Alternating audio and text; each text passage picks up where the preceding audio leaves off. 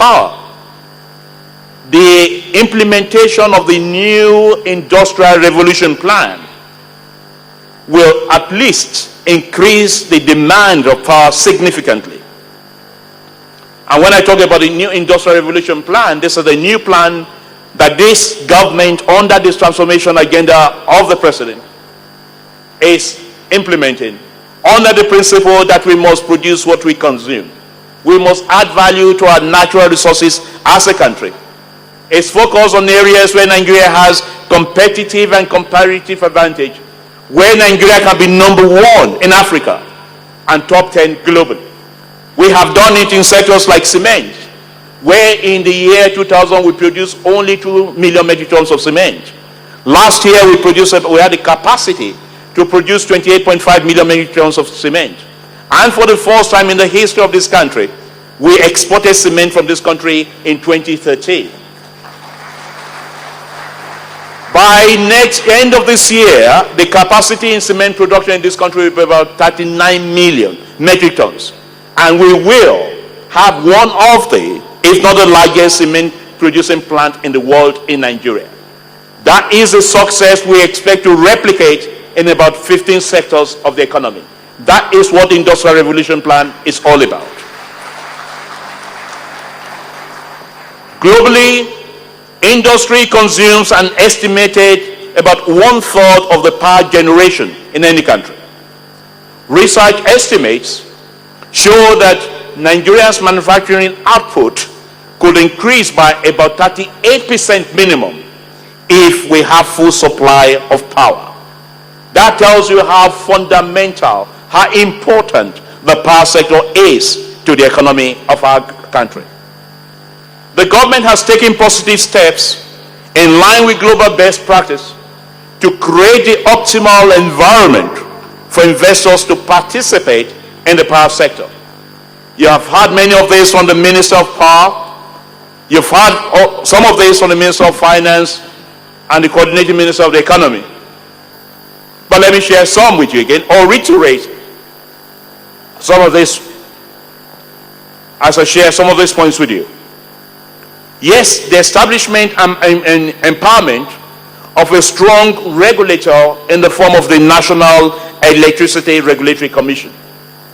Before this program was embarked upon in 2010, led by the same President and Vice President, with Professor Nagia, the Minister of Power at the time, those conditions that we had to have in place to attract investments into the country were well articulated and well articulated and put together after extensive consultations with investors. One of the things they wanted was a very, very strong, robust regulatory regime. We have that in place in the National Electricity Regulatory Commission. They want commercial tariff. We have that today with our cost-reflective tariff in place. They wanted to reduce the risk of the generating companies. We set up the National Bulk Electricity Trading Company. As you heard today, that has been strengthened. We wanted a robust, strong PPA agreement in place and gas purchase agreement in place. We have those ones in place today. They wanted a strong link between power and gas. We have the gas revolution today, and you have the Ministry of Petroleum and Power working together as a team to get that done. They wanted us to make sure that we send a clear signal to the investor community that Nigeria was ready to back out of power generation and distribution and allow the private sector to drive that process. Ladies and gentlemen, I'm delighted to say that after the 53-year history of Nigeria, for the first time in the 53-year history of Nigeria, this government has successfully privatized power generation and distribution. It's the first time in the 53-year history of our country. That transaction, that process, has been adjudged locally and internationally as complex.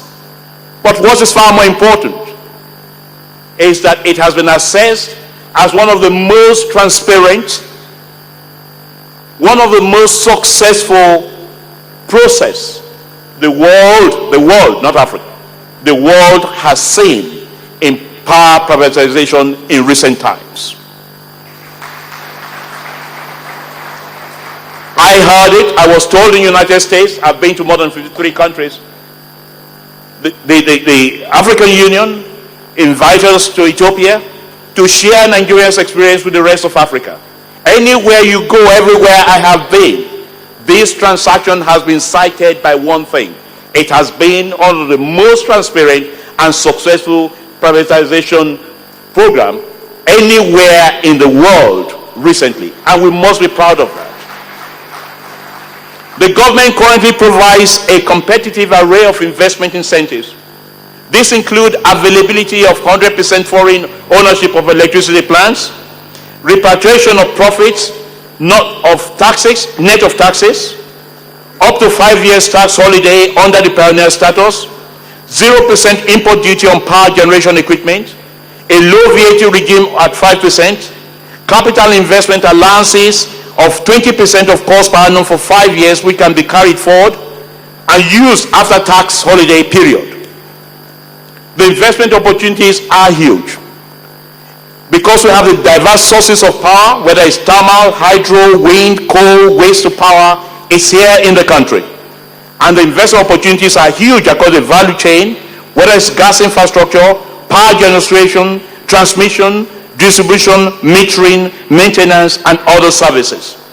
The investment drive of the government in the power sector has led to interest from some of the world's biggest companies in the world. We're talking about General Electric, who signed about $1 billion contract to go into assembly of turbines. We're talking about China Power, Electrobras, Symbion, United States Exim Bank, Siemens. They are all good examples of international investors that are already committed to Nigeria. So you are all in good company. And the time to invest in power is today, it is now. Together, we can replicate the success we had in the telecom sector that is now growing at about 30%. Let me conclude, ladies and gentlemen, by quoting one of my former colleagues at Goldman Sachs, Jim O'Neill, when he said, if Nigeria were to show the same increase in its growth environment score over the next decade, many investors will look back and say, why the hell did I not invest in Nigeria?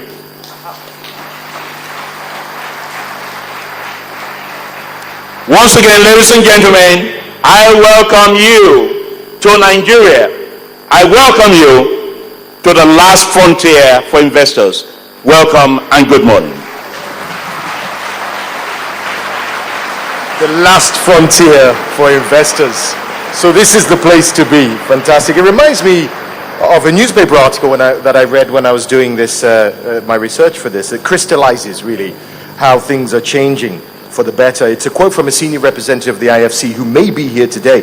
He said, I think there's still a lot of work to do. On the other hand, momentum counts for quite a bit, and this government has created more momentum than anything seen in the last 10 years, ladies and gentlemen. Give us a round of applause, please. Yes, before we go to the next speaker, and may I just say before we go to the next speaker that we should try and keep the goodwill messages and other speeches as short as possible so that we could get to the discussion session, the plenary session, fast enough. Meanwhile, I made an announcement earlier that the feedback and expression of interest form should be filled, and I got a feedback immediately that a lot of people don't have the bags, and that was because it was delaying settling down when we were coming in, so we decided to stop it so that we start the program.